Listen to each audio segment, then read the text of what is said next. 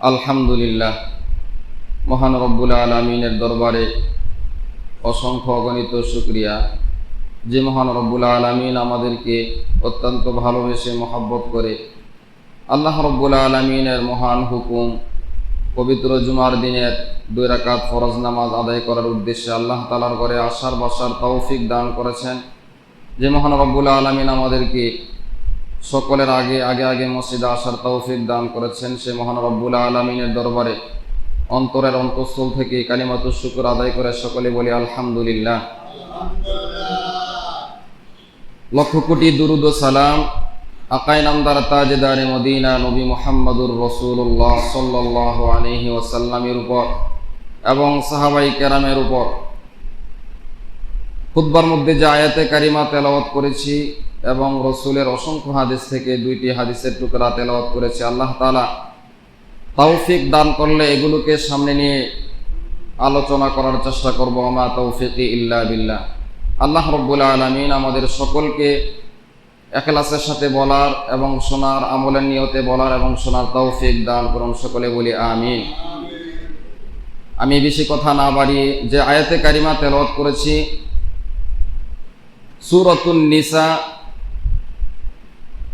কোরআনুল কারীমের মধ্যে 104টা সূরা রয়েছে, 14টা সূরা রয়েছে। এর মধ্যে সূরাতুন নিসা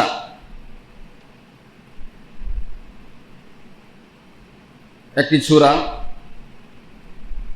এই সূরার মধ্যে নিসা অর্থ হইল মহিলা বা নারী জাতি।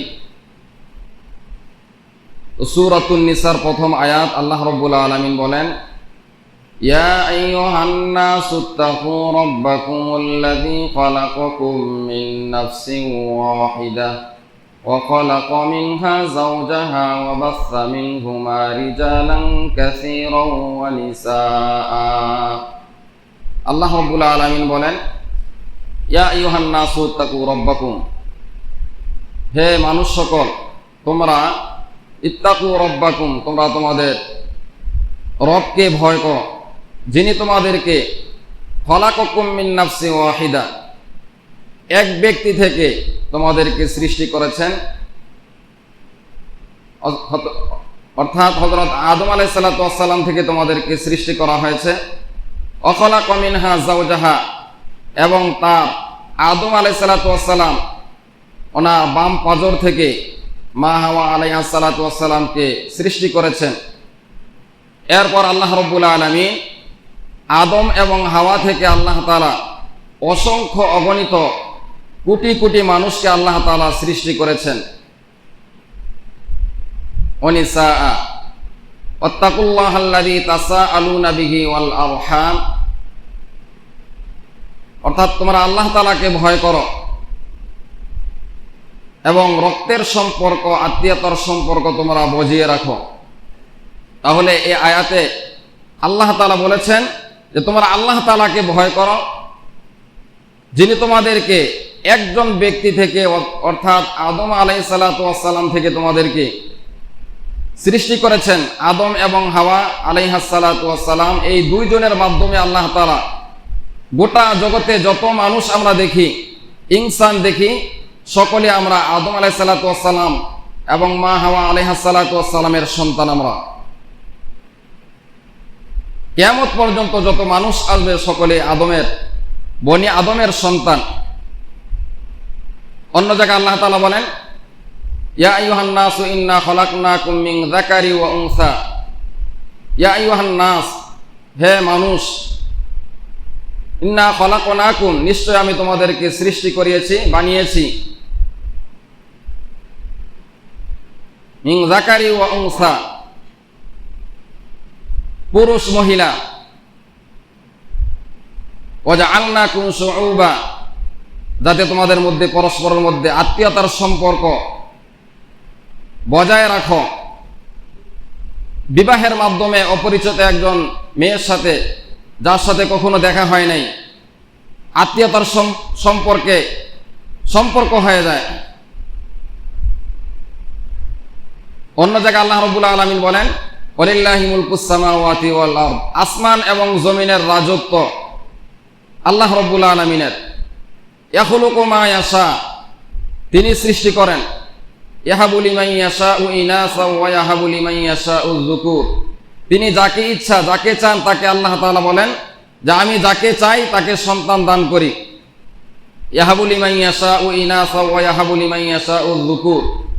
আমি যাকে ইচ্ছা তাকে আমি ছেলে সন্তান দান করি, যাকে ইচ্ছা তাকে আমি মেয়ে সন্তান দান করি।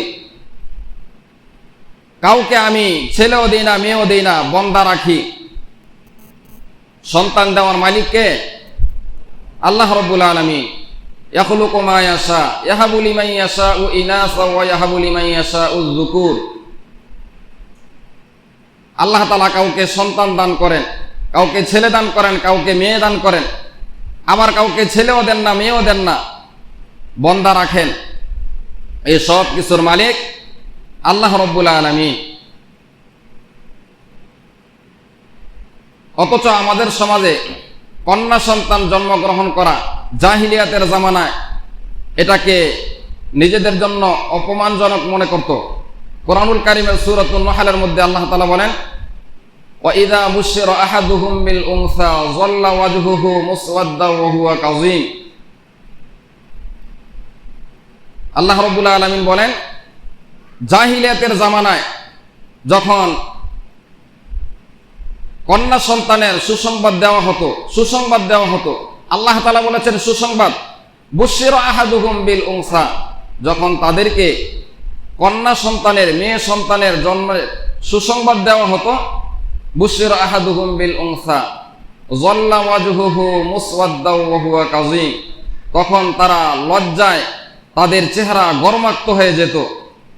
এটাকে তারা লজ্জাজনক অপমানজনক মনে করত জাহিলিয়াতের জামানায়। এটা মেনে নিতে পারতো না তখনকার সোসাইটি, সমাজ। কন্যা সন্তান নিজের জন্য অপমানজনক মনে করত। ওহুয়া কাযীম ইয়াতাওয়ারা মিনাল কওমি মিন সুই মা বুশিরা বিহি আয়ুমসিকুহু আলা হুনিন আম ইয়াদুসসুহু ফিত তুরাব আলা সাআ মা ইয়াহকুমুন। সেই অপমান থেকে বাঁচার জন্যে জাহিলিয়াতের জামানায় তারা তাদের জীবিত কন্যা সন্তানকে মাটিতে পুঁতে দিত। বলি নাউযুবিল্লাহি মিন যালিক। কন্যা সন্তান নিজেদের জন্য অপমানজনক মনে করে কন্যা সন্তানকে জীবিত অবস্থায় মাটির নিচে দাফন করত। কেমন জাহিলিয়াতের জামানা ছিল! আমার আপনার রসুল মুহাম্মদুর রাসূলুল্লাহ সাল্লাল্লাহু আলাইহি ওয়াসাল্লাম তিনি যখন দুনিয়াতে আসলেন, নারীদের অধিকারকে তিনি কি করলেন? সমাজে প্রতিষ্ঠা করলেন, বাস্তবায়ন করলেন। নারীদের যে মর্যাদা সেটা রসুল দিয়েছেন।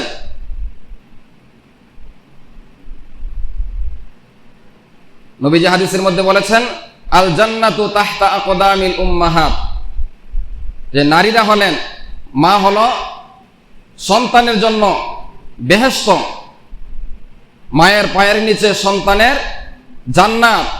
আল জান্নাতু তাহতা আকদামিল উম্মাহাত, সন্তানের জন্য মায়ের পায়ের নিচে আল্লাহ তাআলা জান্নাত রেখেছেন। অর্থাৎ মা বাবার সেবার মধ্যে সন্তানের জন্য জান্নাতের ফয়সালা আল্লাহ তাআলা রেখেছেন। নবীজি হাদিসের মধ্যে বলেছেন, কারো যদি কোনো কন্যা সন্তান হয়, প্রথমে একটা কন্যা সন্তান হলে সে একটা জান্নাতের মালিক। বলি সুবহানাল্লাহ।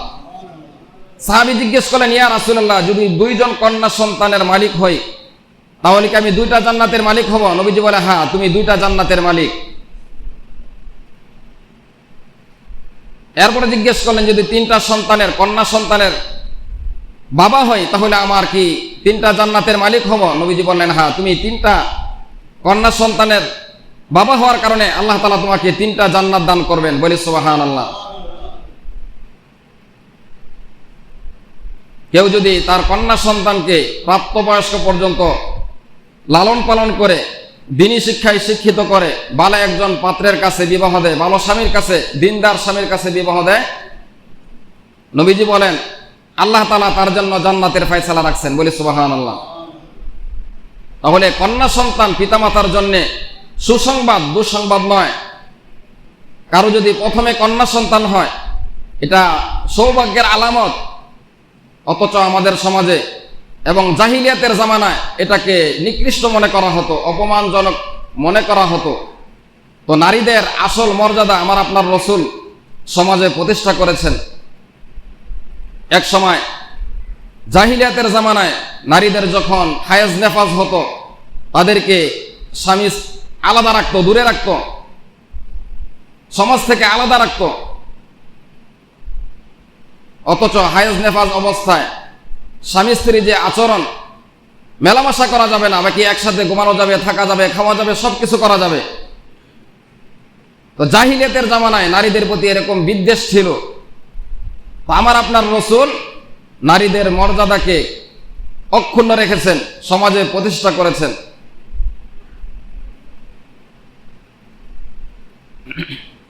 আল্লাহ রাব্বুল আলামিন কুরআনুল কারীমের মধ্যে বলেন, আর রিজালু কাওয়ামুনা আলান নিসা। আল্লাহ রাব্বুল আলামিন নারীদের উপরে পুরুষের কর্তৃত্ব দিয়েছেন, বলি সুবহানাল্লাহ। আল্লাহ রাব্বুল আলামিন এই পৃথিবীতে যত নবী রাসূল পাঠিয়েছেন, সমস্ত নবী রাসূল তারা পুরুষ ছিলেন না মহিলা ছিলেন? পুরুষ ছিলেন। কোন মহিলাকে আল্লাহ তাআলা নবী বানান নাই। হ্যাঁ, মর্যাদার ক্ষেত্রে আল্লাহ তাআলা অনেক মর্যাদা দিয়েছেন। যেমন মারিয়াম আলাইহিস সালাতু ওয়াস সালাম, ফেরাউনের স্ত্রী আসিয়া, এরকম নারীদের মধ্যে অনেক মর্যাদাশীল যাদের নামে সূরা রয়েছে কোরআনুল কারীমের মধ্যে। সূরাতুল মারিয়াম 16 নম্বর পারার 4 নম্বর পৃষ্ঠায় সূরা মারিয়াম রয়েছে, একটি সূরা। ঈসা আলাইহিস সালাতু ওয়াস সালামের আম্মা জানের নাম মারিয়াম আলাইহিস সালাতু ওয়াস সালাম।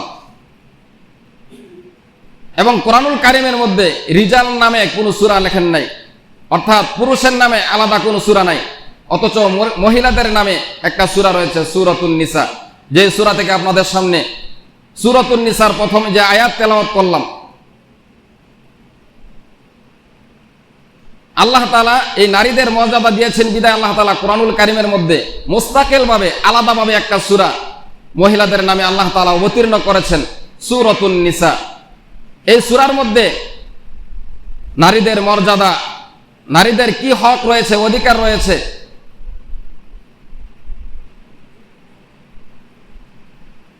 লিযযাকারি মিসলু হাযযিল উনসায়াইন, সূরাতুন নিসার মধ্যে সন্তান মেয়ে হোক অথবা ছেলে হোক,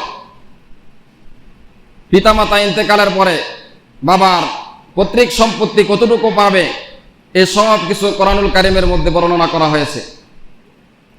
আর এই কোরআনুল কারীম আমার আপনার জন্য, আমরা যারা মুসলমান ঈমান গ্রহণ করেছি, কালিমা পড়েছি লা ইলাহা ইল্লাল্লাহু মুহাম্মাদুর রাসূলুল্লাহ, যারা এই কালিমা পড়েছি, এই বিশ্বাসের কালিমা পড়েছি,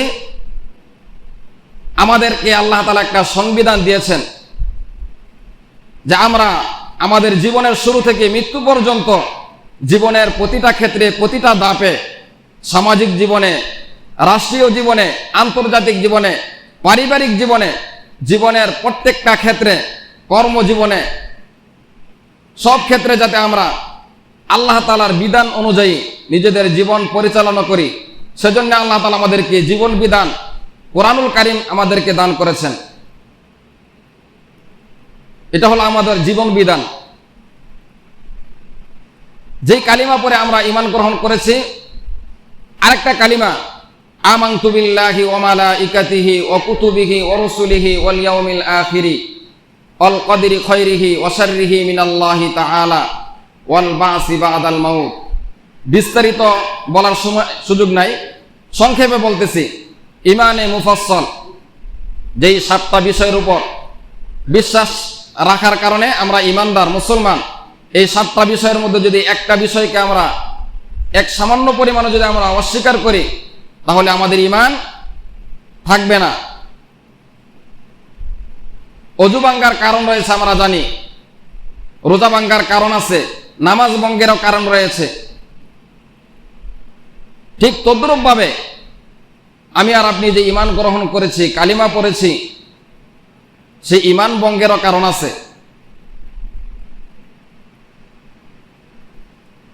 যদি এই ঈমানে মুফাসসালের এই 7টা বিষয় আমি পরিপূর্ণভাবে বিশ্বাস করি তখনই আমি ইমানদার। আর যদি ইমানে মুফাসসলের যে কোনো একটাকে অস্বীকার করি তাহলে আমি ইমানদার নই, মুশরিক, বেঈমান। এই জন্য ইমানে মুফাসসল যে 7টা বিষয় রয়েছে, আমানতু বিল্লাহ, আল্লাহ তাআলার উপরে পরিপূর্ণ আস্থা এবং বিশ্বাস রাখা, এটা প্রতিটা ইমানদার মুসলমানের আকীদা, বিশ্বাস। ইমান যদি ঠিক না থাকে, আপনি যত আমল করি সেই আমলগুলো আল্লাহ তাআলার কাছে গ্রহণযোগ্য হবে না। আগে ইমান ঠিক থাকতে হবে। অমালাইকাতিহি, আল্লাহ তাআলা যত ফেরেশতা সৃষ্টি করেছেন সেই ফেরেশতাদের প্রতি বিশ্বাস রাখা।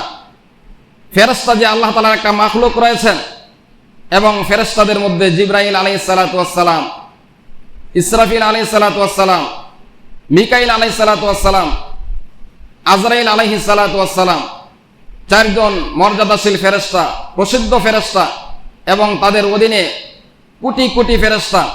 সেই ফেরেশতাদের প্রতি বিশ্বাস রাখা, এটা ঈমান। ও কুতুবিহি, আল্লাহ তাআলা যে কিতাব অবতীর্ণ করেছেন 104 খানা, এর মধ্যে 4টা কিতাব প্রসিদ্ধ, তাওরাত, জাবুর, ইনজিল, কোরআন।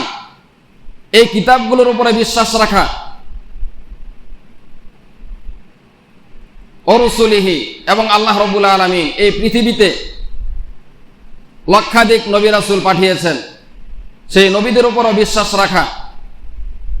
ওয়াল ইয়াউমিল আখিরি, এবং পরকালের পরে, মৃত্যুর পরে যে আমাদের একটা জীবন রয়েছে, পরকাল, কবরের জগৎ, আলমে বারজাখ অর্থাৎ কবরের জগৎ, ফুলসিরাত, সেটাকে বিশ্বাস করা। আল কদরি খায়রিহি ওয়া শাররিহি মিনাল্লাহি তাআলা। কথাগুলো মনোযোগ দিয়ে শুনবো। আল কদরি খায়রিহি ওয়া শাররিহি মিনাল্লাহি তাআলা। আমার আপনার ভালো মন্দ যে তকদির, এই ভালো মন্দ সবকিছু আল্লাহ তাআলার পক্ষ থেকে, এটার উপরে বিশ্বাস রাখা। কাকে আল্লাহ তাআলা ধনী বানাইবেন, কাকে আল্লাহ তাআলা পথের ভিখারি বানাইবেন, দরিদ্র বানাইবেন, এটা আল্লাহ তাআলার ইচ্ছা। ভালো মন্দ সবকিছু এটা আল্লাহ তাআলার ফায়সালা, এটাকে তকদির বলা হয়। সেই তকদিরের উপর বিশ্বাস রাখা।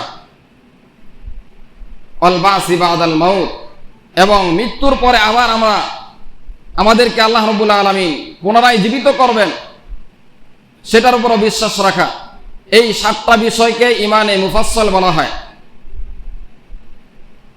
এর একটাকে যদি আংশিক অস্বীকার করে, ও কুতুবিহি, অর্থাৎ আল্লাহ তাআলার যত কিতাব অবতীর্ণ করেছেন সেগুলোর উপর বিশ্বাস রাখা, ঈমান রাখা।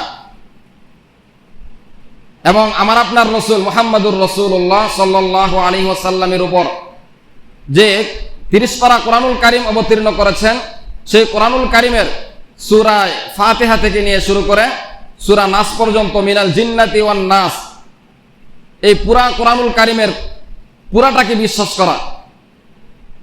এর একটা আয়াতও যদি কেউ অস্বীকার করে আর সে নিজেকে ইমানদার মুসলমান দাবি করে, সে ইমানদার নয়। কোরআনুল কারীমের শুরু থেকে শেষ পর্যন্ত আমার আপনার যুক্তিতে বুঝে আসুক অথবা না আসুক, হইতে পারে আমার আপনার এই ক্ষুদ্র জ্ঞানে, ক্ষুদ্র আকলে কোনো আল্লাহ তাআলার বিধান বুঝে না আসতে পারে, এটাই স্বাভাবিক। কারণ ওই আকল, ওই বুদ্ধি আল্লাহ তাআলা আমাকে আপনাকে দান করেন নাই।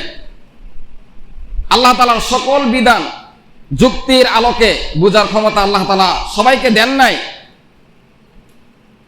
এজন্যে যুক্তি আসতে পারে, শয়তান যুক্তি পেশ করতে পারে, যেটা আমার বুঝে আসছে না, এখানে আল্লাহ তাআলা ইনসাফ করেন নাই, জুলুম করেছেন, এরকম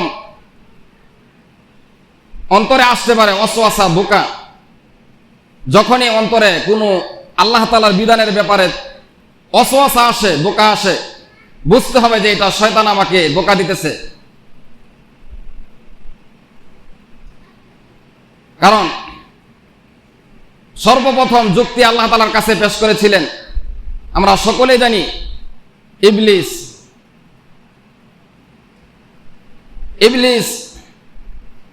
শয়তান সে ৮০,০০০ বছর পর্যন্ত আল্লাহ তাআলার ইবাদত করেছেন।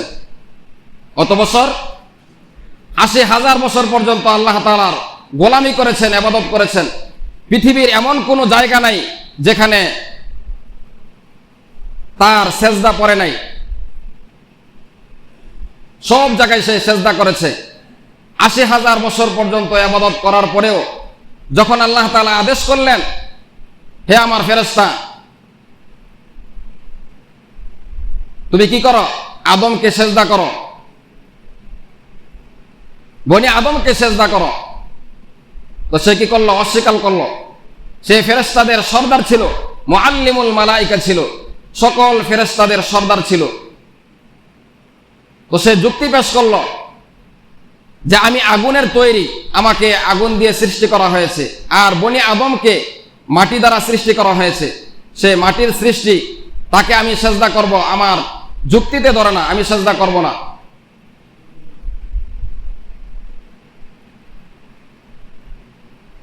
ওয়াইয কুলনা লিল মালাইকাতি ইসজুদু লিআদামা ফাসাজাদু ইল্লা ইবলিস। সে সেজদা করতে অস্বীকার করলো, সাথে সাথে আল্লাহ তাআলার রহমত থেকে সে বঞ্চিত হয়ে গেল, মরদুদ হয়ে গেল। সে যুক্তি পেশ করার কারণে 4টা পুরস্কার পেয়েছে। 1 নম্বর, আল্লাহ তাআলা যে সে যে ৮০,০০০ বছর পর্যন্ত ইবাদত করেছে, সমস্ত ইবাদত বাতিল। এবং আল্লাহ তাআলা তাকে জান্নাতে রেখেছিলেন, জান্নাত থেকে আল্লাহ তাআলা বিতাড়িত করেছেন এবং সমস্ত ফেরেশতাদের সর্দার বানিয়েছিলেন, গোটা পৃথিবীর রাজত্ব দিয়েছিলেন, মুআল্লিমুল মালাইকা সিফত দিয়েছিলেন। তার সেই সিফতকে আল্লাহ তাআলা ছিনিয়ে নিয়েছেন এবং চিরকালের জন্য সে অভিশপ্ত, লানত এবং তার ঠিকানা জাহান্নাম। এই সবগুলো পুরস্কার পেয়েছে সে শুধু যুক্তি পেশ করার কারণে আল্লাহ তাআলার সামনে। তো দুনিয়াতে যতগুলো মানুষ আল্লাহ তাআলার বিধানের ব্যাপারে, কোরআনুল কারীমের বিধানের ব্যাপারে যুক্তি পেশ করে, বুঝতে হবে তারা শয়তানের ছাত্র। কিসের ছাত্র?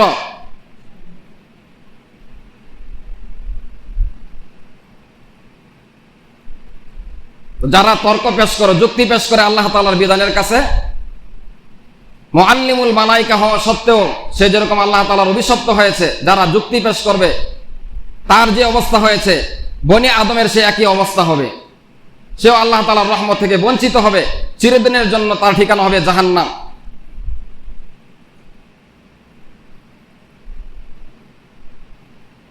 তারই মধ্যে আল্লাহ তাআলার একটা বিধান, লিযযাকারি মিসলু হাযযিল উনসায়াইন, কুরআনুল কারীমের সূরাতুন নিসা 11 নম্বর আয়াত। এই আয়াতে আল্লাহ রাব্বুল আলামিন বলেছেন, লিযযাকারি মিসলু হাযযিল উনসায়াইন, যে একজন পুরুষ তার পিতার পৈতৃক সম্পত্তি যা পাবে 3 ভাগের 2 ভাগ পাবে ছেলে, আর 1 ভাগ পাবে মেয়ে। যদি কোনো বাবার একজন ছেলে থাকে এবং 2 জন মেয়ে থাকে, সে অবস্থায় পিতা ইন্তেকাল করে, তাহলে 2 মেয়ে যা পাবে 1 ভাই তা পাবে। এটা আল্লাহ তাআলার বিধান। এখন প্রথমেই আপনার আমার এই যুক্তি আসতে পারে, এটা তো ইনসাফ হলো না, ছেলে 2 ভাগ পাবে, মেয়ে 1 ভাগ পাবে, 2 মেয়ে যা পাবে 1 ছেলে তা পাবে, এটা তো যুক্তি ধরতেছে না, এটা না ধরার কথা।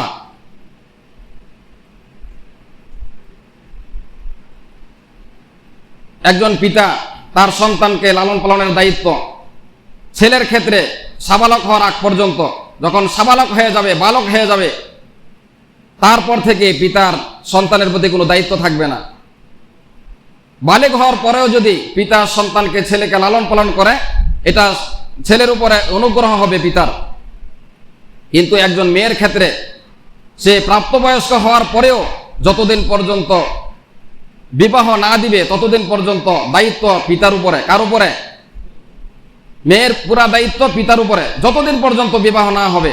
অথবা বিবাহ হয়ে গেল, আবার তালাক প্রাপ্ত হয়ে গেছে, তালাক হয়ে গেছে, ফিরে আবার যখন বাবার কাছে আসে, দায়িত্ব পিতার, বাবা তাকে লালন পালন করবে, দেখাশোনা করবে, খরচ দিবে। কিন্তু ছেলের ক্ষেত্রে যখন সে বালেগ হয়ে যাবে, প্রাপ্তবয়স্ক হয়ে যাবে, পিতার আর কোনো দায়িত্ব থাকে না। এজন্যে আল্লাহ তাআলা ছেলেকে 2 অংশ দিয়েছেন আর মেয়েকে 1 অংশ দিয়েছেন। যেহেতু মেয়ের কোনো খরচের কোনো খাত নাই আর ছেলের খরচের খাত রয়েছে অনেকগুলো।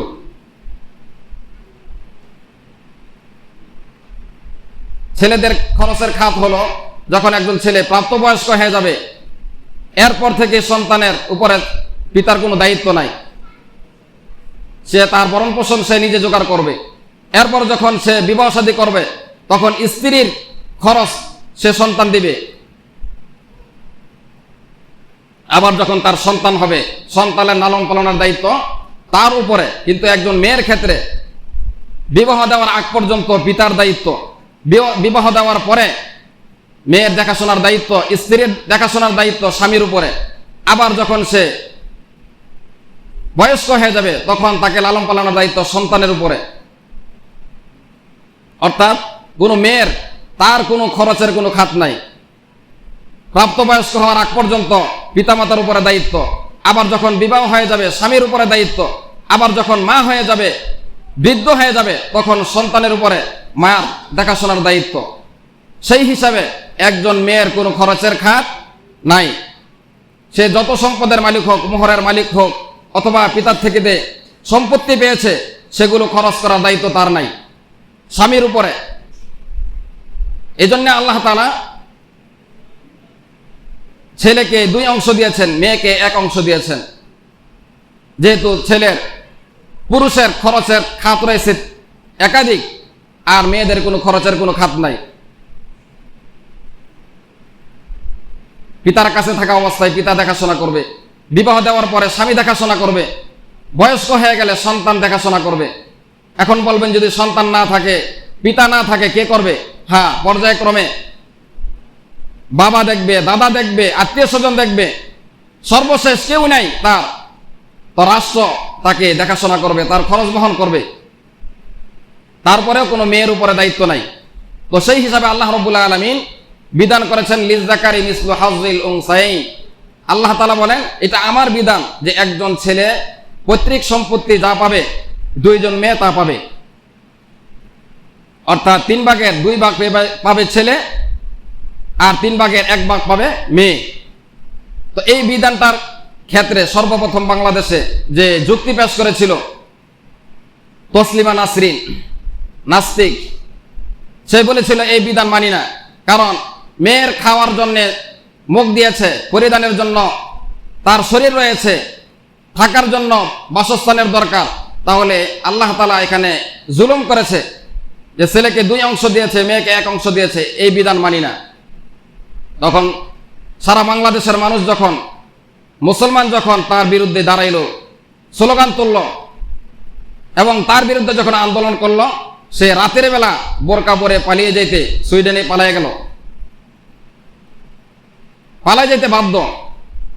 কারণ আয়ান কুসুদ্দিন ও আনা হাই, নবীজির প্রিয় সাহাবী হযরত আবু বকর সিদ্দিক রাদিয়াল্লাহু তাআলা, সবচেয়ে নরম সাহাবী, রুহামা ও বাইনাহুম, সবচেয়ে নরম দিলওয়ালা সাহাবী হযরত আবু বকর সিদ্দিক রাদিয়াল্লাহু তাআলা। ওনার খেলাফত আমলে একদল মানুষ তারা যাকাত দিতে অস্বীকার করলো। তো তিনি ঘোষণা করলেন মেম্বরের মধ্যে দাঁড়িয়ে, আয়ান কুসুদ্দিন ও আনা হাই, যে আমি আবু বকর জীবিত থাকবো আর আল্লাহ তাআলার বিধানকে অমান্য করবে, অস্বীকার করবে, এটা হতে দেওয়া হবে না। তো আমার আপনার দিলে অন্তরে যাদের ঈমান রয়েছে এক বিন্দু পরিমাণ, যাররা পরিমাণ, আল্লাহ তাআলার বিধানের ক্ষেত্রে, কোরআনুল কারীমের বিধানের ক্ষেত্রে অস্বীকার করবে, সমাজে কোরআনুল কারীমের বিধানকে কটাক্ষ করবে, এটা হইতে পারে না, এটা হইতে দেওয়া হবে না।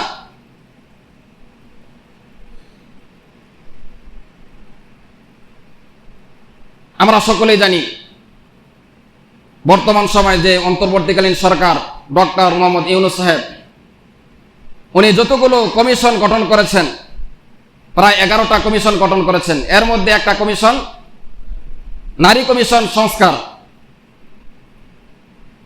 ওই সমস্ত নারীরা তারা প্রায় 318 পৃষ্ঠার একটা প্রতিবেদন ডক্টর মোহাম্মদ ইউনূসের কাছে পেশ করলেন। তো সেখানে যে সমস্ত নীতিমালাগুলো রয়েছে, তাদের যে সংস্কার যে আবেদনগুলো রয়েছে, এখানে আপত্তিকর অনেকগুলো যেগুলো কোরআনের সাথে সাংঘর্ষিক, আল্লাহ তাআলার বিধানের সাথে সাংঘর্ষিক, কোরআনের একাধিক আয়াতকে অস্বীকার করা হয়, সরাসরি কোরআনকে অস্বীকার করা হয়, কোথাও কোনো আয়াতকে অস্বীকার করা হয়। শুরুতে বলেছিলাম, যদি কোরআনুল কারীমের একটা আয়াতকে কেউ অস্বীকার করে তাহলে সে ঈমানদার নয়, সে বেঈমান, মুরতাদ। তারা সরাসরি কথা বলে না যে আমরা কোরআনকে মানি না, কিন্তু কোরআনের বিধানকে তারা মানে না। আল্লাহ তাআলা যেটা বলেছেন সেটাকে অস্বীকার করে। শুধু অস্বীকার করে না, তারা এটা চায় যে সমাজের 17 কোটি মানুষের গাড়ে তারা এই বিধানকে চাপাই দিতে চায়। বলি নাউজুবিল্লাহি মিন যালিক। রাষ্ট্রীয়ভাবে তারা এটাকে প্রত্যেকের গাড়ে চাপাই দিতে চায় এই বিধান। কোরআনের বিধানকে বাদ দিয়ে তাদের রচিত আইন সেটা সমাজের মানুষের উপরে চাপাই দিতে চায়। আপনারা সকলেই জানেন, তারপর আপনাদেরকে স্মরণ করতেছি।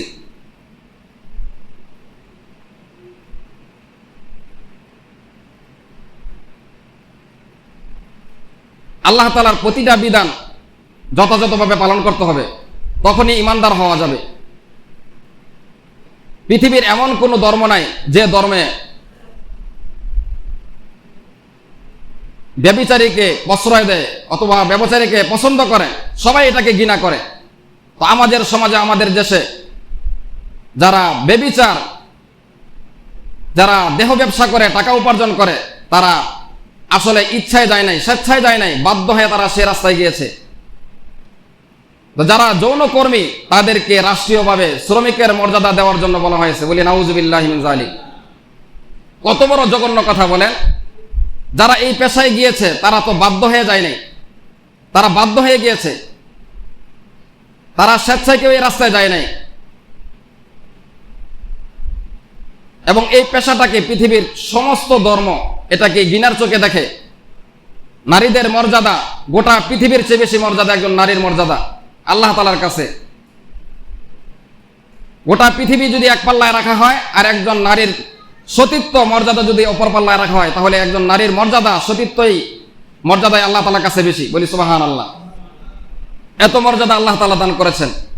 তাহলে সেক্ষেত্রে আমাদের মা বোন তারা যৌনকর্মী হবে, তাদেরকে উৎসাহ দেওয়া হবে এবং রাষ্ট্রীয়ভাবে তাদেরকে মদত দেওয়া হবে, তাদেরকে শ্রমিকের মর্যাদা দেওয়া হবে, তাহলে তো আরো ব্যাপক করে দিলাম, যৌনাচার দেশের মধ্যে আরো বাড়তে থাকবে।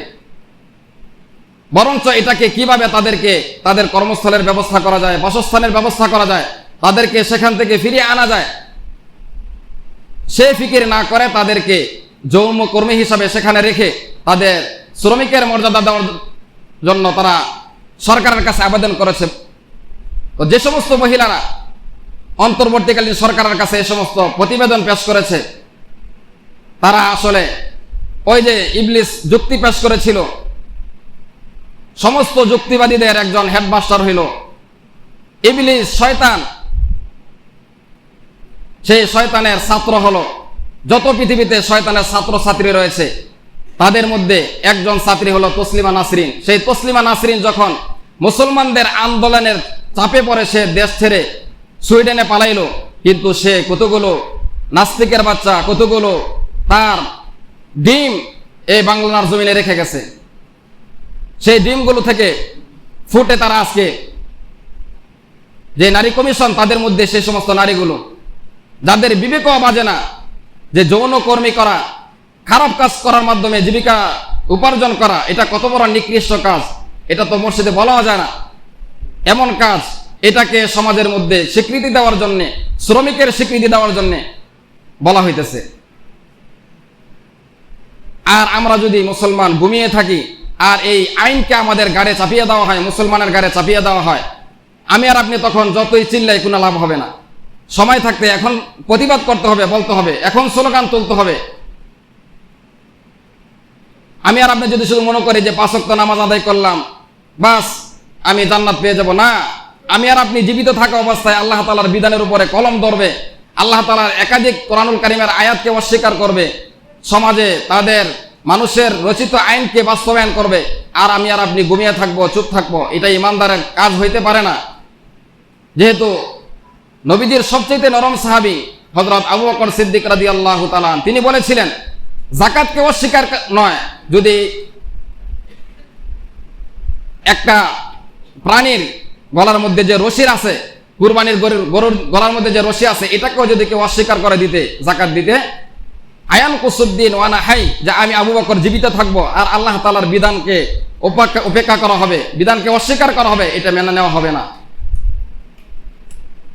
অতএব আমার আপনার দায়িত্ব হলো, দেখেন শুধু একটা নয়, এরকম অনেকগুলো রয়েছে।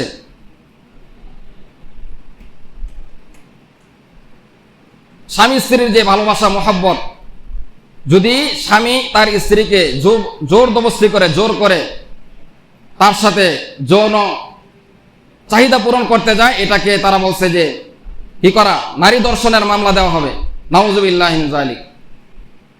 অথচ এটা তো স্বামী স্ত্রীর মহব্বতের বিষয়। নবীজি বলেছেন, কোন স্ত্রী যদি তার স্বামীকে অসন্তুষ্ট করে, কোনো কারণ ব্যতি রেখে তার স্বামীকে অসন্তুষ্ট রেখে রাত্রি যাপন করে, তার স্বামী তার কাছে চেয়েছিল, দেয় নাই, ইচ্ছাকৃতভাবে কোনো বাধা নাই, হায়েজ নেফাজ নাই, শারীরিকভাবে কোনো অসুস্থতা নাই, ইচ্ছা করে দেয় নাই, তার চাহিদাকে পূরণ করে নাই, তাহলে সারা রাত আল্লাহ রাব্বুল আলামিন তার উপরে লানত বর্ষণ করেন। এটা তো পরস্পরের মধ্যে মিল মোহাব্বতের জিনিস। অথচ এক্ষেত্রে বলতেছে, এটাকে দর্শনের মামলা যদি স্ত্রী দেয় স্বামীর ব্যাপারে, যে আমি চাই নাই, আমার ইচ্ছার বিরুদ্ধে সে আমার সাথে এমনটা করেছে, তাহলে সেই মামলা গ্রহণ করা হবে দর্শনের মামলা হিসাবে। বলি নাউযুবিল্লাহ। এরকম একাধিক, যেগুলো কোরআনুল কারীমের সাথে, সংবিধানের সাথে, আল্লাহ তাআলার বিধানের সাথে সাংঘর্ষিক, একটা দুইটা নয়, অসংখ্য। এজন্য আমার আপনার উচিত এর প্রতিবাদ করা, এর প্রতিঘাত করা। সেই হিসাবে আগামীকাল অর্থাৎ 3 মে আগামীকাল ঢাকা সোহরাওয়ার্দী উদ্যানে হেফাজতে ইসলাম বাংলাদেশ এই সংগঠন, অরাজনৈতিক সংগঠন, ওনারা এক বিশাল সমাবেশ ডেকেছেন। আমাদের যাদের সামর্থ্য আছে, আমাদের যাদের সুযোগ আছে, আমাদের ইমানি দায়িত্ব হিসাবে আমাদের জায়গা থেকে এই স্লোগানগুলো দেই এবং এর প্রতিবাদ করি, এর জিনিসগুলো আমরা মানুষের কাছে প্রচার করি। বলি, আমরা যদি এই সময় চুপ থাকি আর এই বিধান 17 কোটি মুসলমানের উপরে গাড়ি চাপিয়ে দেওয়া হয়, তখন কিন্তু এটা পরিবর্তন করা যাবে না। আল্লাহ তাআলার উপরে পরিপূর্ণ আস্থা এবং বিশ্বাস, এটাকে সংসদ থেকে বাদ দেওয়া হয়েছে। বিসমিল্লাহির রহমানির রহিম বলে যে বক্তৃতা দিতেন সংসদ সদস্যরা, সেটাকেও বাদ দেওয়া হয়েছে। এভাবে একের পর এক আল্লাহ তাআলার বিধানগুলোকে বাদ দেওয়া হইতেছে। তা আল্লাহ তাআলা আমাদের সকলকে বুঝার এবং আমল করার তৌফিক দান করুন। এবং এজন্যে আমাদের ইমানি দায়িত্ব হিসাবে আগামীকাল যে সমাবেশের ডাক দেওয়া হয়েছে, আমাদের সকলে সেখানে অংশগ্রহণ করা, এটা ইমানি দায়িত্ব। আল্লাহ রাব্বুল আলামিন আমাদের সকলকে এই সমস্ত নাস্তিকদের বিরুদ্ধে, যারা আল্লাহ তাআলার কোরআনের বিরুদ্ধে আওয়াজ তোলে, তাদের বিরুদ্ধে আমাদেরকে রুখে দেওয়ার দাঁড়ানোর তৌফিক দান করুন। সকলে বলি আমিন।